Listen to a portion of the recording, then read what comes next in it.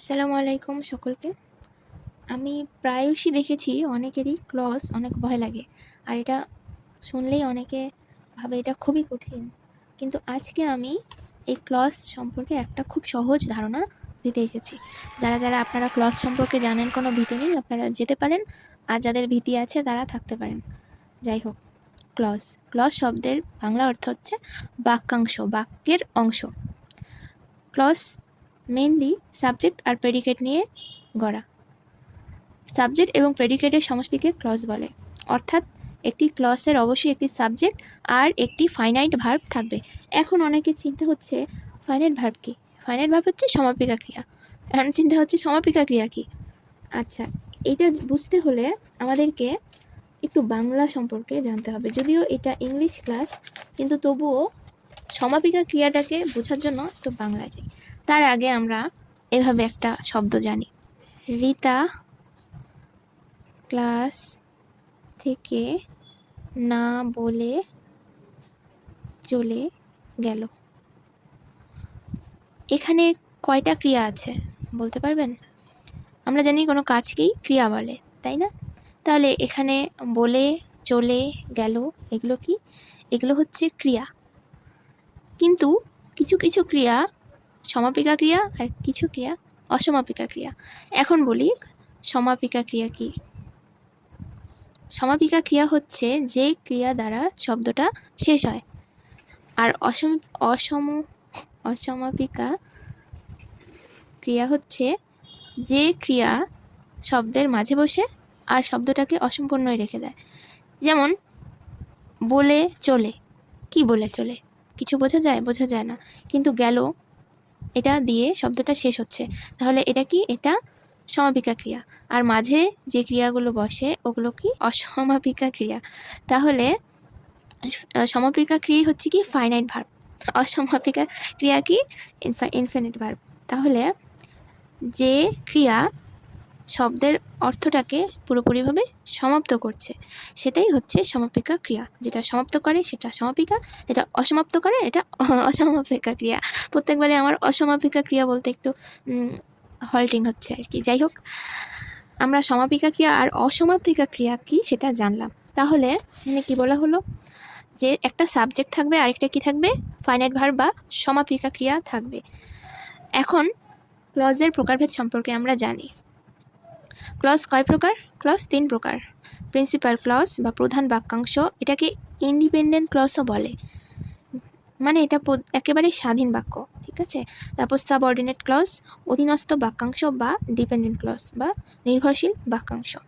বাংলা দিয়ে আসলে অনেক কিছু ইজিলি বোঝা যায়, যার কারণে বাংলাটা লেখা। কোঅর্ডিনেট ক্লজ, কোঅর্ডিনেট ক্লজ হচ্ছে সমপদস্থ। এখন আমরা জানবো প্রিন্সিপাল ক্লজ কি, কাকে বলে, আর আমরা কিছু উদাহরণও জানব।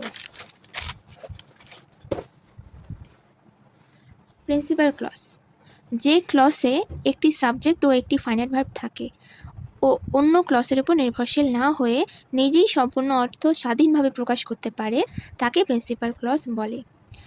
এই জাতীয় ক্লজের আগে কোনো কনজাংশন থাকে না। এখন কনজাংশন জিনিসটা কি? আমরা জানি পার্টস অফ স্পিচের মধ্যে সপ্তমটা হচ্ছে কনজাংশন।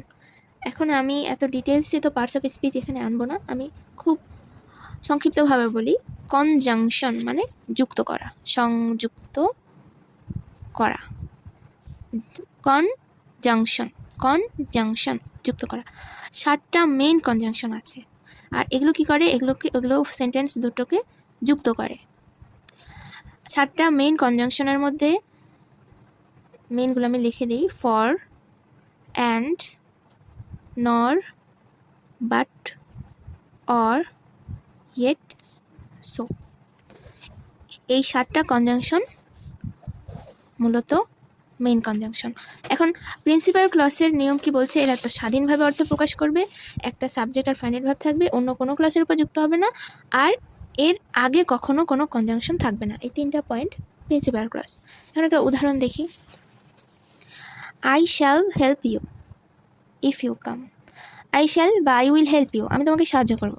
এটার পরে কোনো শব্দ না লাগালেও এটা বোঝা যায় যে আমি তাকে সাহায্য করব। তো এটা কি? এটা প্রিন্সিপাল ক্লজ।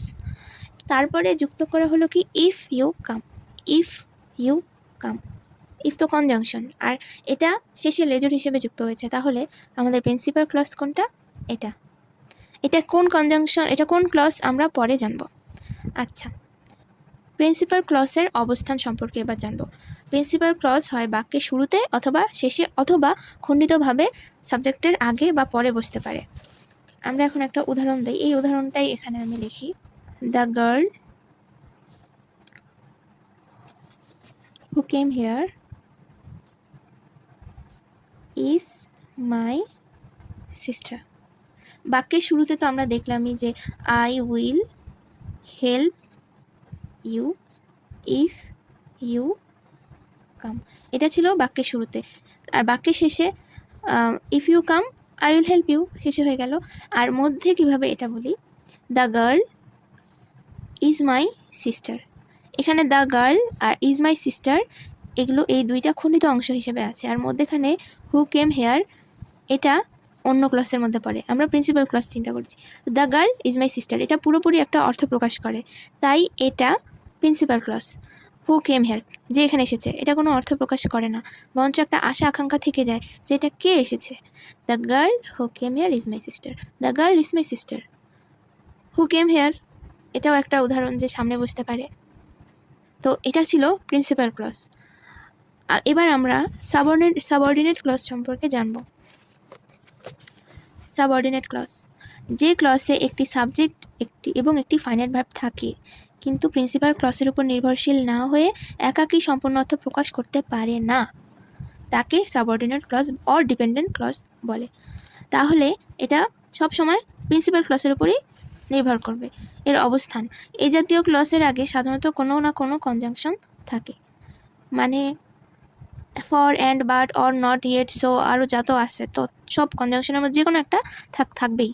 এটা এর মানে চিহ্নিত করার একটা উপায়। এই জাতীয় ক্লজগুলো বাক্যের শুরুতে, অথবা শেষে অথবা প্রিন্সিপাল ক্লজের মাঝে বসতে পারে।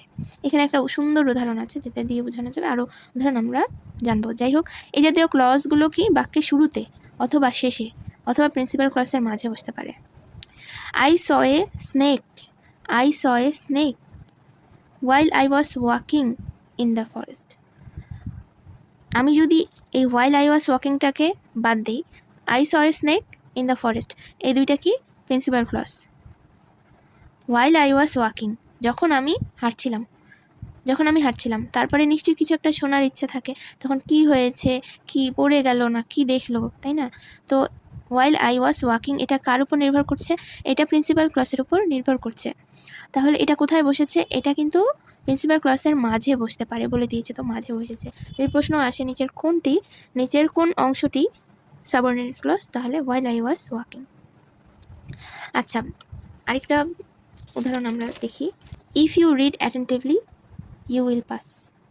এখন ইউ উইল পাস, তুমি পাস করবে, তুমি পাস করবে, শেষ। এটা একটা প্রিন্সিপাল ক্লজ, এটা তো নিজেই স্বাধীনভাবে অর্থ প্রকাশ করছে। কিন্তু ইফ ইউ রিড অ্যাটেন্টিভলি, তুমি যদি মনোযোগ সহকারে পড়ো, এখানে ইফ কি হলো? ইফ একটা কনজাংশন। তাহলে আমরা জানি সাবঅর্ডিনেট ক্লজের আগে কোনো না কোনো কনজাংশন যুক্ত থাকবে। তাহলে if you read attentively you will pass, এটা প্রিন্সিপাল ক্লজকে নির্ভর করে ব্যবহার হচ্ছে। এটা শব্দের সামনে বসলেও সামনে এর আগে সবসময় একটা কনজাংশন থাকবে।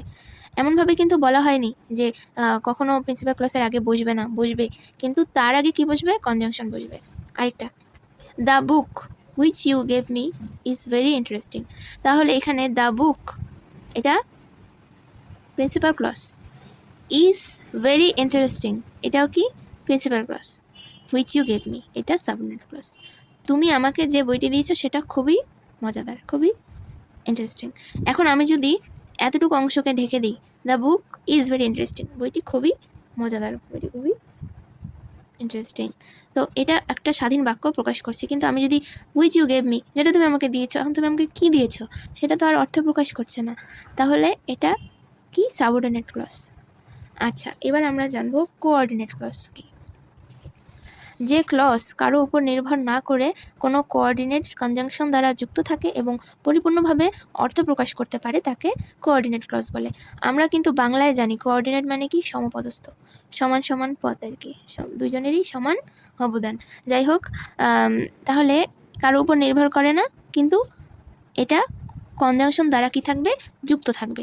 এখানে কিন্তু আমরা বলছি সামনে কনজাংশন থাকবে, আর এখানে কি বললো, দুইটা আলাদা আলাদা সেন্টেন্স থাকবে, আর মধ্যে কি থাকবে, একটা কনজাংশন থাকবে। আর দুটা যে আলাদা আলাদা সেন্টেন্স থাকবে তারা কারোর উপর নির্ভরশীল না, মানে তারা মূলত প্রিন্সিপাল ক্লজ হবে, তাই না?